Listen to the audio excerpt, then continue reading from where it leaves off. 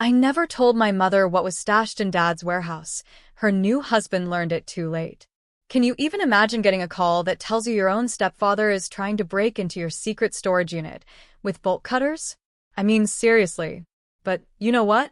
When that call came, I didn't panic. I just smiled. Because in that moment I knew. He had just walked straight into my father's trap. And I was ready. Body. The call came while I was still in uniform, sweating from drill. Thomas, the manager, his voice was tight. "Ma'am," he said, "your stepfather is here. He has bolt cutters." For a second, the world just went quiet. Not because I was scared, no. But because I'd been waiting for that exact sentence for years. I could picture him right there, standing in front of that downtown storage unit, his jaw tight, hands probably shaking with entitlement, convinced that whatever my father had left behind now belonged to him. He thought that simple lock was the last obstacle. But he had no idea. The lock was never, ever the point. I didn't raise my voice. I didn't tell Thomas to stop him. I just smiled, reached into my desk, and my fingers brushed against it. The real key. The one he would never, ever find. See, I've never told my mother what my father left me in that storage unit downtown. Not when he was alive, not after he died, and definitely not after she remarried. Some people think secrets come from guilt or fear. Mine didn't. Mine came from instinct. The same kind of instinct that keeps you alive when you're serving overseas. When you learn to read a room before anyone else does. When you understand that silence sometimes is just preparation. My father taught me that. He was the kind of man who believed in paperwork, in backups, in plans that outlived emotions. When I was younger, I thought it was paranoia. Now I know it was love, expressed quietly. He never raised his voice, never made dramatic speeches. He just prepared. When he died, there was grief, of course. The kind that sits heavy in your chest, when you realize there are questions you'll never get to ask. But there was also a folder, a key, and instructions written in his careful handwriting. Do not rush. Do not explain. Keep this private. The storage unit sat right in the center of the city, tucked between a nail salon and a shipping warehouse. 10 by 10, climate-controlled, totally unremarkable. My mother honestly thought it held old furniture and tax papers. She even suggested cleaning it out once, to save money. I just told her I'd handle it when I had leave. I never did. 2 years after my father passed, my mother met Robert. He introduced himself as charming but humble. A widower who understood loneliness. He brought flowers, fixed small things around the house, complimented my military service with this kind of performative respect that felt totally rehearsed. He'd say things like, "Your daughter's uniform must make you proud," but his eyes would linger a second too long on the house itself. I was stationed states away when they married. I watched the ceremony on a screen, standing in a quiet corner of the base, my cover tucked under my arm. My mother was smiling in a way that looked hopeful, but fragile. I told myself I was being unfair. I told myself grief makes people suspicious. Then Robert started asking about my father's assets. It was casual at first. A comment here, a question there. Did Dad leave a will? Were there any accounts still open? He even asked my mother in front of me once, smiling like it was a joke. Just making sure everything's squared away, you know? That was when I knew. Because my father had taught me something else too. People who have nothing to gain don't count what isn't theirs. I didn't confront him. I didn't warn my mother. I didn't even mention the storage unit, even when Robert started asking why my father had kept one downtown for so long.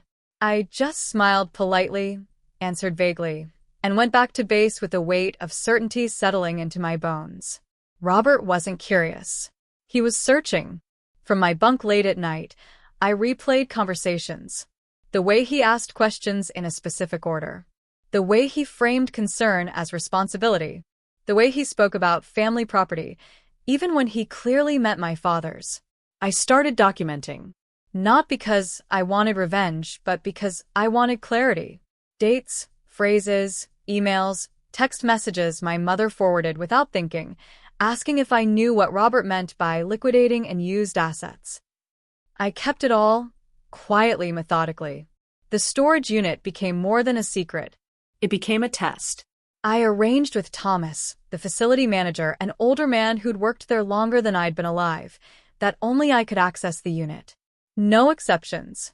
I updated the file, added notes, an extra lock, and then, at my father's suggestion from years earlier, I installed something else.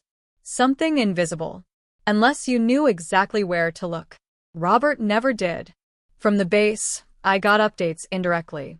My mother mentioning that Robert had helped organize paperwork, that he wanted to streamline finances, that he'd offered to drive downtown one afternoon to check the storage unit for me. I told her no, firmly, calmly. That was the first crack. After that, his tone changed.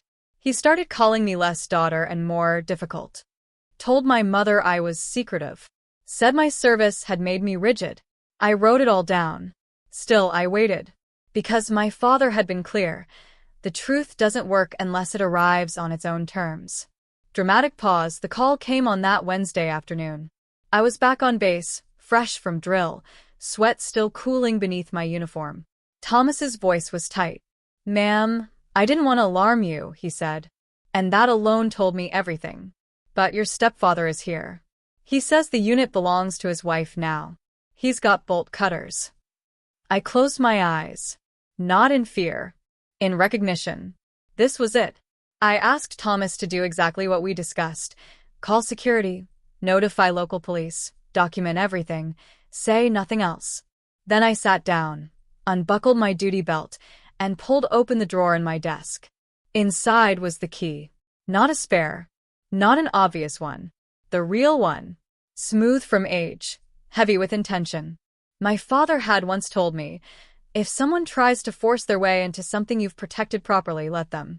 The mistake is part of the proof. Robert thought strength was about force. He thought entitlement could cut through steel. He thought that lock was the barrier. He never understood that the storage unit wasn't hiding value. It was hiding truth. And he had just walked straight into it. I didn't rush home after that call. That's the part people struggle to understand. They expect panic, anger, a desperate drive through the night. But panic is what people do when they're unprepared. I wasn't. I stayed where I was, sitting on the edge of my bunk, listening to the hum of the bass settling into its evening routine. And I let myself think. Because this story didn't start with bolt cutters. It started years earlier, in the quiet months after my father died, when the house still smelled like his aftershave and old books, and every room felt slightly off balance, like a table missing one leg. My mother moved through those days on autopilot.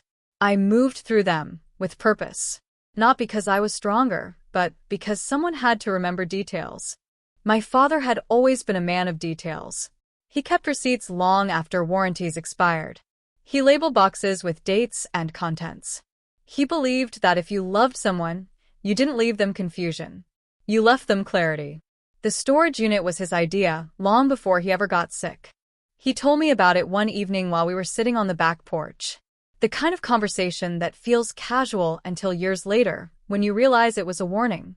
Some things shouldn't live in the house, he'd said. Not because they're shameful, but because they're important. He never raised his voice when he said it. Never looked at me for a reaction. Just stated it as fact. Inside that unit, he kept pieces of his life he didn't want scattered or misunderstood. Legal documents, yes. But also context. Explanations. Proof of intent. He believed that paperwork without narrative could be twisted by the wrong hands. So he left both. When he died, the lawyer handed me a slim envelope and said, "Your father asked me to give this to you. Only and only when you are alone." Inside was the key and a single page of instructions. No melodrama, no last wishes written in shaky ink. Just calm, deliberate sentences. Do not involve your mother unless you must. If someone asks about the unit, note the question. If someone tries to access it without you, let them reveal themselves. At the time, I thought he was being overly cautious. I thought grief had made him pessimistic. I didn't understand yet how clearly he saw people. My mother met Robert less than a year later. He worked in consulting, which seemed to mean he talked a lot and explained very little. He was attentive in a way that impressed neighbors, opening doors, carrying groceries, asking my mother if she was warm enough. When I met him in person for the first time, he shook my hand firmly and told me he respected the discipline of military life. "You must be very organized," he said, smiling. "Your father was too." It wasn't a compliment. It was a probe. The questions followed quickly after that. How long had my parents owned the house? Was it paid off? Did my father have retirement accounts? Life insurance? He'd ask these things with my mother sitting right there, laughing it off, saying things like, "Robert worries too much." But worry doesn't have a direction. His did. I started noticing patterns. Robert would ask a question, then circle back to it weeks later, phrased differently. He'd repeat details my mother hadn't volunteered. He remembered numbers, dates, addresses. And when he talked about my father, it was always in the past tense, but his eyes stayed fixed on the future. From the base, I listened carefully when my mother called. I learned to hear what wasn't said. The pauses before she answered. The way she'd lower her voice without realizing it. The way Robert's opinions slowly became facts in her sentences. "He thinks it would be simpler if everything was in one place," she told me once. "Just for emergencies." Emergencies were always his excuse. I asked her what he meant by everything. She hesitated, then said, "Accounts, papers, that storage unit your dad had.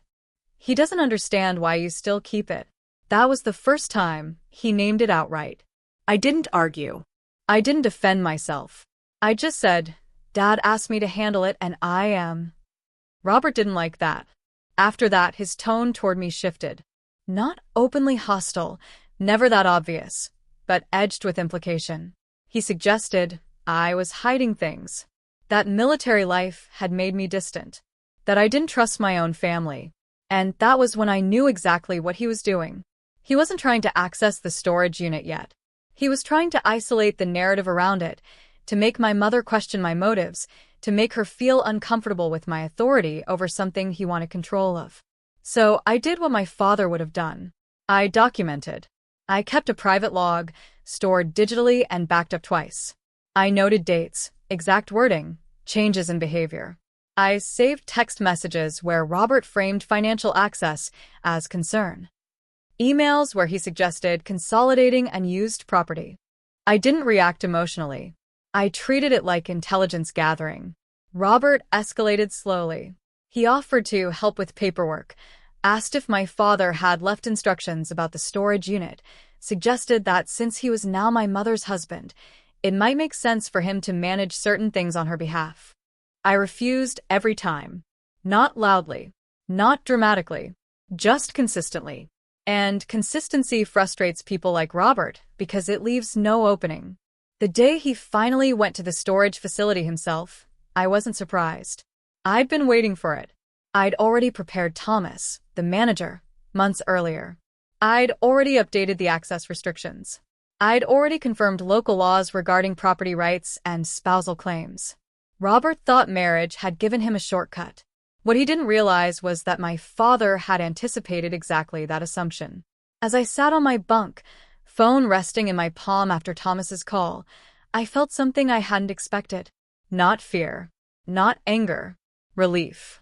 Because when someone shows up with bolt cutters, they stop pretending.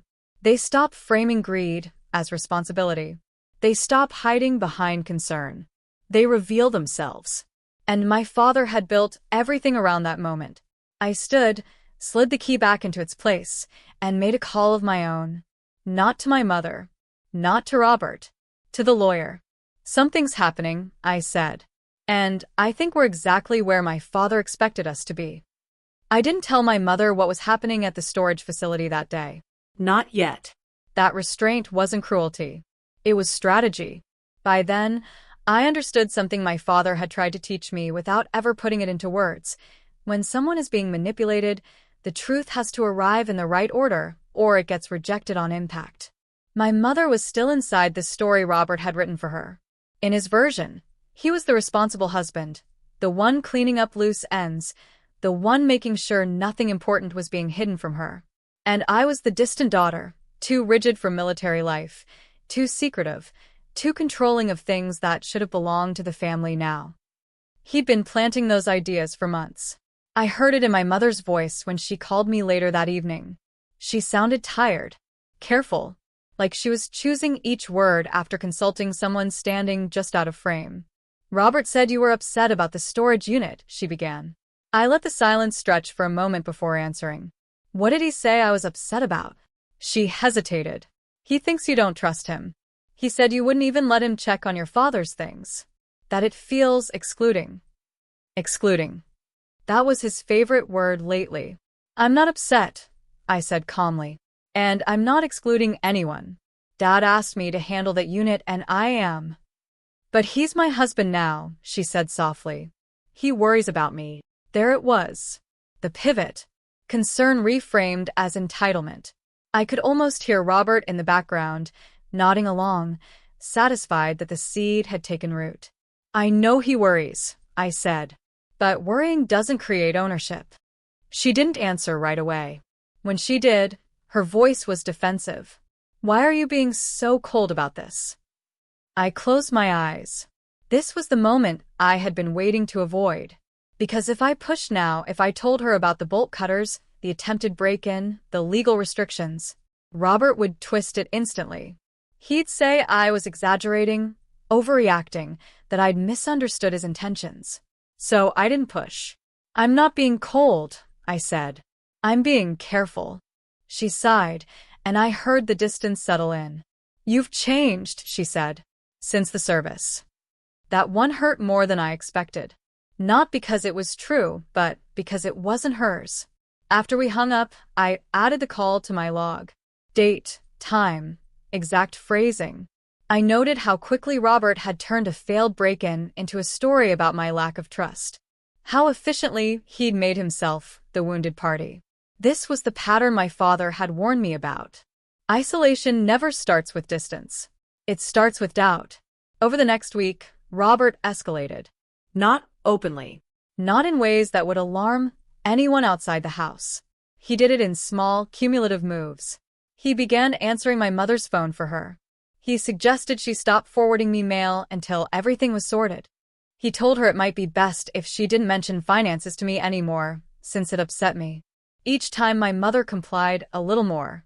Not because she agreed, but because resisting him required energy she didn't have. Grief had already taken so much from her. Robert was offering simplicity. A single voice, a single plan. That's how control works when it's done well. From the outside, it looks like partnership. From the inside, it feels like relief. I watched it happen from a distance, documenting everything, waiting for the moment when denial would no longer be possible. That moment came sooner than Robert expected. The facility sent me the security footage. I watched it alone, late at night, seated at the small desk in my quarters. The screen showed Robert arriving in the early afternoon, dressed neatly, carrying a tool bag. He didn't look nervous. He looked entitled. He spoke to Thomas for nearly 5 minutes. Even without audio, I could tell what he was saying. His gestures were confident, dismissive. He pointed toward the unit as if it already belonged to him. Then came the bolt cutters. I watched his posture change when Thomas refused him. The way his shoulders tightened, the way he leaned in, the way he gestured sharply toward the lock. There was no confusion on his face. No surprise. Only irritation. That footage mattered more than he realized. Because irritation isn't concern, it's frustration at an obstacle. I forwarded the file to the lawyer, along with my log, the messages, the timeline. Everything I'd been quietly assembling. Her response came back quickly. "This is escalation," she wrote. "And it's clumsy. He's acting as if marriage grants him rights. It does not." She was right. And that clumsiness was new. People like Robert are careful until they feel entitled. Then they rush. I knew what came next. He would push harder. He would press my mother for access. He would frame me as the enemy more aggressively. He would try to force a decision before I could act. So I made my move. I requested emergency leave. Not because I needed to be home, but because my presence would change the dynamic. Robert had built his story around my absence, around the idea that I was far away, unreachable, abstract. He needed me to stay distant. I packed lightly. Uniform pressed. Documents secured. The key stayed where it always had. Hidden, silent, patient. Before I boarded the flight, I called Thomas. "He'll come back," I told him. Thomas didn't hesitate. "I figured as much," he said. "Men like that don't stop after one." "No," I agreed. "They escalate." As the plane lifted off, I stared out the window at the lights shrinking below me. I thought about my father, about the way he'd planned for this without ever naming it, about how much trust he'd placed in my ability to wait. Robert thought time was on his side. He thought pressure would break me. What he didn't understand was that every step he took, every lie, every attempt, every manipulation was narrowing his options. And I was letting him, because when the truth finally arrived, it wouldn't come as an argument. It would come as evidence. I landed just after dawn. The city looked the same from the airport shuttle window. Gray sidewalks, blinking traffic lights, people already late for something. But I felt different moving through it. Grounded. Focused. Like every step I took was part of a route I'd memorized years ago, without realizing it. I didn't go home first. I went straight to the storage facility. Thomas was waiting for me in the small office near the front, a paper cup of coffee cooling in his hands. He stood when he saw me. Relief plain on his face. "I'm glad you came," he said. "He's been back twice." That didn't surprise me. "How did he act?" I asked. Thomas let out a slow breath. Calmer. Which worried me more. He didn't bring tools this time. He brought paperwork. That got my attention. "He said his wife had the right to whatever was in the unit now," Thomas continued. "Said he was just trying to prevent family assets from being mishandled. He wanted me to override the access restriction. And when you didn't..." Thomas's mouth tightened. He smiled, said he understood, then asked what time I got off work. I nodded. That fit. People like Robert always switch tactics when force fails. They soften. They wait. They look for cracks. "Did he say anything else?" I asked. Thomas slid a printed still from the security footage across the desk. It showed Robert standing in front of my unit, head tilted slightly, as if listening. "He said something that stuck with me," Thomas said. "He told me, locks don't protect what belongs to me. They just delay it." I folded the paper carefully and slipped it into my bag. Another piece. Another brick. "Thank you," I said. "You did exactly what you were supposed to do." Thomas nodded, then hesitated. "You know," he said, lowering his voice, "I've worked here a long time. People try to get into units that aren't theirs all the time. But they usually panic or bluff or threaten." He cleared his throat. "What did he do?" He acted like the outcome was already decided. I understood that perfectly. I didn't open the unit that morning. Not yet. That wasn't the move. Instead, I drove home. The house looked unchanged from the outside. Same porch light. Same rosebush my father planted years ago. But the atmosphere shifted the moment I stepped inside. The air felt tight. Controlled. Robert was sitting at the kitchen table with my mother when I walked in. He stood immediately, surprise flashing across his face before he masked it with a smile. "Well," he said, spreading his hands. "Look who's home." My mother rose, more slowly. Her eyes searched my face, relief and apprehension tangled together. "You didn't tell me you were coming," she said. "I wanted to see you," I replied. "In person." Robert pulled out a chair. "Sit," he said, like he was doing me a favor. "We were just talking about you." "I'm sure," I said, remaining standing. He cleared his throat. "There's been some confusion about your father's things, about the storage unit." "There hasn't," I said calmly. My mother frowned. "Robert says the manager wouldn't let him check on it, that he was treated like a stranger." "That's because he is," I said. The word landed harder than I intended. My mother flinched. Robert's smile thinned. "You don't get to decide that," he said lightly. "I'm your mother's husband." "And I'm my father's daughter," I replied. "And he put the unit in my name." Robert leaned back, crossing his arms. "Marriage changes things." "Not legally," I said. My mother looked between us. "Why are you both acting like this?" she asked. "Why is this unit such a problem?" I took a breath. This was the edge of the moment my father warned me about. The point where truth could either clarify or collapse. Because, I said gently, someone tried to break into it. The room went very still. My mother's hand flew to her mouth. What? Robert's reaction was faster. That's ridiculous, he said. Who told you that? The manager, I replied. And the security footage. He laughed sharply. So now you're accusing me of what? Being a criminal? I'm stating facts, I said. You showed up with bolt cutters. My mother turned to him. Robert. He stood, his chair scraping against the floor.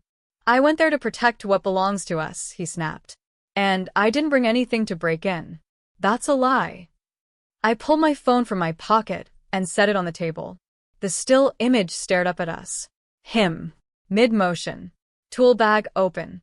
Bolt cutters visible. My mother stared at the screen, her face drained of color. That's you, she whispered.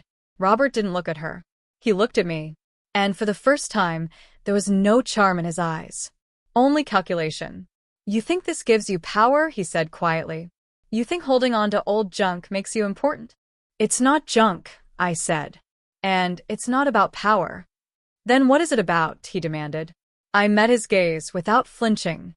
Control. He scoffed. You're projecting. You've always needed to be in charge. Military life did that to you. Enough, my mother said suddenly. Her voice shook. Enough, Robert. He turned to her, stunned. You're taking her side? I'm asking you to explain why you lied, she said. Why you went behind my back. He opened his mouth, closed it, then tried again. I was trying to help. By cutting a lock, she asked. Silence stretched. I watched something fracture in her expression. Not fully. Not yet. But enough. Doubt had entered. Real doubt.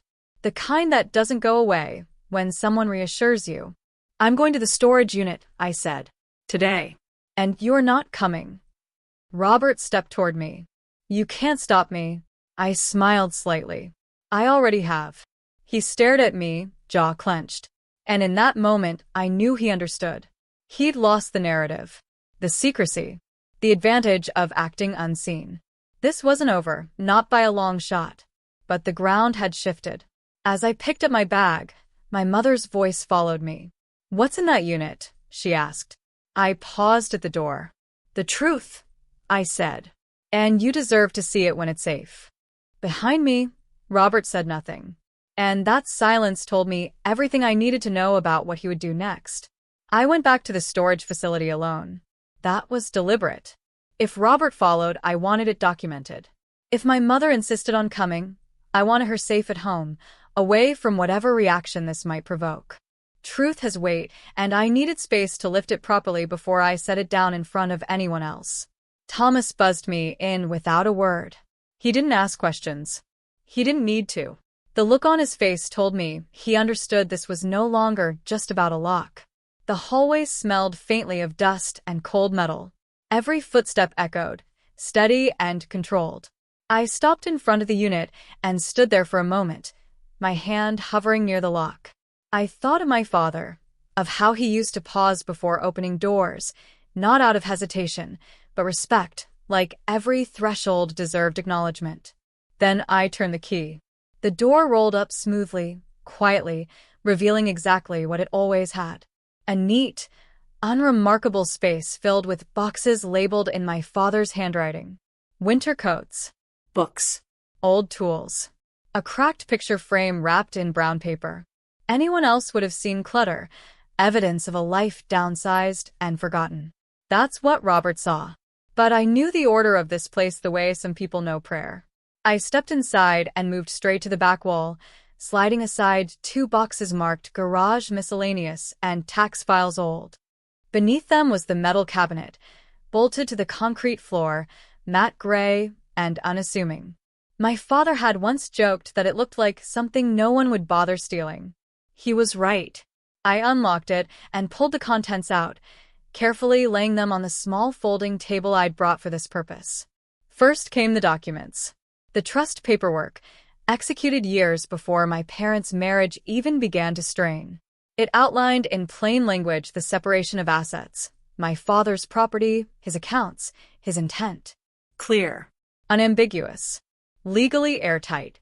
A clause specifically excluding future spouses from claims to anything held in trust. Robert had never known it existed. Next came the will. Updated twice. The last time just 6 months before my father died. It referenced the trust directly, reinforced it, and named me as executor. Not because he didn't trust my mother, but because he knew exactly how grief could be exploited. Then came the life insurance policy beneficiary, the trust. Not my mother. Not a spouse. Not anyone who could be persuaded or pressured into signing something they didn't understand. Robert had been hunting blind. And then there was the envelope. It was thicker than the rest, sealed with a strip of tape my father had pressed down carefully, as if even the act of closing it mattered. On the front, in his familiar script, he'd written, "If someone tries to take this from you, read this first." I sat down before opening it. Inside were letters. Not many, just enough. The first was addressed to me. He wrote the way he spoke, plain, deliberate, without ornament. "You will know when someone is crossing a line." It read, "because they will pretend it isn't there. They will call your boundaries selfish. They will tell others you are difficult, so they don't have to be honest. If that happens, do not argue. Document. Wait. Let them reveal themselves." I swallowed hard and kept reading. The second letter was addressed to my mother. It was gentler. Softer. He wrote about love, about how loneliness can distort trust. He wrote about how wanting companionship doesn't make someone weak, but ignoring red flags doesn't make them kind either. He asked me, if the time ever came, to show her this letter only when she was ready to see it. The third letter was shorter and colder. It wasn't addressed to anyone by name. It listed dates, conversations, small financial decisions my father had noticed Robert asking about even before they were married. Requests framed as help. Questions framed as curiosity. Patterns that only become obvious when you line them up. My father had been documenting, too. I sat there for a long time, surrounded by his quiet foresight, feeling the weight of it settle into place. This wasn't just protection. It was patience, written down. I took photos of everything, scanned the documents, uploaded them to a secure drive. Then I repacked the cabinet exactly as it had been, except for one thing. I removed the letters. Those were coming home with me. As I rolled the door back down and locked the unit, my phone buzzed. A text from my mother. "Robert says you're trying to turn me against him." I didn't answer right away. Then another message followed. "He says you showed the manager fake footage. He says you're hiding money." There it was. The pivot. The last attempt to regain control of the story. I typed slowly. "I'm not hiding anything. I'm bringing the truth home tonight." 3 disappeared, appeared again. What truth? "The kind that doesn't need to be forced," I wrote. "And the kind that explains why he needed bolt cutters." I drove home as the sun dropped lower, the city shifting into evening. When I pulled into the driveway, Robert's car was already there. He was waiting. I could see him through the front window, pacing, talking on the phone, gesturing sharply. The calm mask he'd worn for months was gone. Good. Because when people lose their masks, they stop pretending. And pretending had been the only thing keeping him in the house. I parked, grabbed the envelope from my bag, and stepped out of the car. Whatever happened next, I was done waiting. Robert opened the door before I could reach it. He didn't greet me. Didn't pretend. The anger was right there on his face, raw and impatient, like he'd finally decided the polite version of himself was no longer necessary. "We need to talk," he said. "I know," I replied, stepping past him into the house. My mother stood near the living room window, arms folded tightly across her chest. She looked smaller than I remembered, tired in a way sleep doesn't fix. When she saw the envelope in my hand, her eyes flickered with recognition and fear. "What is that?" she asked. "Something Dad left," I said gently. "For both of us." Robert laughed sharply. "More secrets." I set my bag down on the coffee table and turned to face him. "You don't get to frame this as secrecy anymore." He scoffed. You think a few papers give you authority over this family? No, I said. They give me evidence. That word landed differently. He felt it. I saw the calculation return to his eyes, the way it always did when he thought there might still be a way to pivot. My mother stepped closer. Robert, she said quietly, I need you to listen. He didn't look at her. She's manipulating you, he said. That's what she's been doing from the start. She doesn't trust anyone. She never has. I opened the envelope and took out the first letter, the one addressed to my mother. I didn't hand it to her yet. I just held it up so she could see her name written in my father's handwriting. She deserves to hear this, I said. Robert lunged forward. That's private. So was the storage unit, I replied. He stopped. Not because he'd been convinced, but because he'd been caught. My mother took the letter with trembling hands and sat down. She read silently at first. Then her lips began to move, tracing the words. Her breathing changed, deepened, slowed. When she reached the end, she pressed the paper to her chest and closed her eyes. He knew, she whispered. Robert turned to her sharply. Knew what? That I might be lonely, she said. That I might want someone so badly I'd stop asking questions. He shook his head. This is ridiculous. He's gone. He doesn't get to control our lives from beyond the grave. He's not controlling anything, I said. He's explaining. I laid the trust documents out on the table, one by one. Clear headings, dates, signatures. I watched Robert's face as he scanned them. The confidence drained from his posture with every page. This is fake, he said finally. It's been filed for years, I replied. Verified. Recorded. Reviewed. My mother looked up at him. You told me there was no trust. I told you what you needed to hear, he snapped. The silence that followed was thick and final. I placed the last item on the table, the still image from the security footage. Robert standing in front of the unit, bolt cutters visible, intent unmistakable. My mother stared at it for a long time. You went behind my back, she said. I was protecting us, he insisted. She was hiding things. I did what I had to do. No, she said, standing now. You did what you wanted. He rounded on me. This is your fault. You pushed me into this.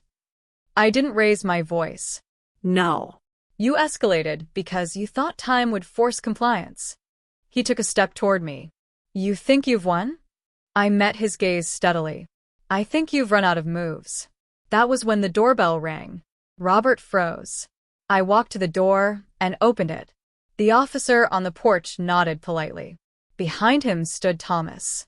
Ma'am, the officer said, we received a report regarding an attempted forced entry at a commercial storage facility. Robert's mouth opened, closed. This is a misunderstanding, he said quickly, stepping forward. Family matter. The officer's eyes flicked to Thomas, who shook his head. We have video, Thomas said. And prior notice that this individual was not authorized. The officer turned back to Robert. Sir, I'm going to need you to step outside. My mother's voice cut through the room. Robert, do it. He looked at her like he was seeing her for the first time. Not as an ally. Not as leverage. As an obstacle. This isn't over, he said to me as he passed. I didn't respond. Outside, the officer spoke quietly. Robert's protests rose, then softened, then sharpened again. I watched from the doorway as the dynamic shifted. Control replaced by compliance. When it was over, the officer returned my ID and nodded. You did the right thing, he said. After they left, the house felt hollow.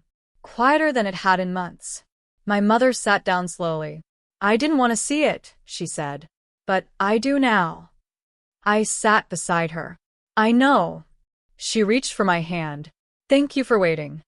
I squeezed her fingers. Dad asked me to. Outside, Robert's car was gone. Inside, the truth finally had room to breathe. The house felt different the next morning. Not quiet, just honest. Sunlight moved across the kitchen table where the papers had been laid out the night before. My mother sat there with a cup of tea she hadn't touched, staring at the trust documents like they might rearrange themselves if she looked long enough. She looked older in the daylight. Not weaker. Clearer. as if something heavy had finally been set down. "I keep thinking about all the moments I ignored," she said softly. "The little things." "That's how it works," I replied. "No one walks into a trap they can see." She nodded. "He always said he was just trying to help, that he didn't want me to worry." I didn't say what I was thinking. That worry had been his tool, not her burden. She'd get there on her own. Healing doesn't happen on a schedule. We spent the morning doing practical things. Changing passwords. Calling the bank. Freezing accounts Robert had accessed under the guise of convenience. The lawyer joined by phone, calm and precise, explaining next steps in language that cut through confusion without adding fear. A restraining order would be filed. A formal notice delivered. Nothing dramatic. Just boundaries. With teeth.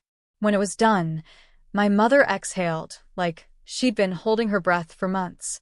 "Will he come back?" she asked. "He might try," I said honestly. "But he won't get far." She studied me for a moment. "Your father trusted you with all of this." "He trusted the plan," I replied. "And he trusted that you'd be ready to see it when it mattered." Her eyes filled, but she didn't look away. I wish I'd listened sooner. I reached for the envelope, the last letter my father had written for her, the one she'd already read but hadn't yet kept. I slid it across the table. "He wrote this for the moment you stopped apologizing for wanting peace," I said. "Not for choosing him. For choosing yourself." She pressed the letter flat with her palm, steadying it, steadying herself. "I forgot what it felt like to have choices," she whispered.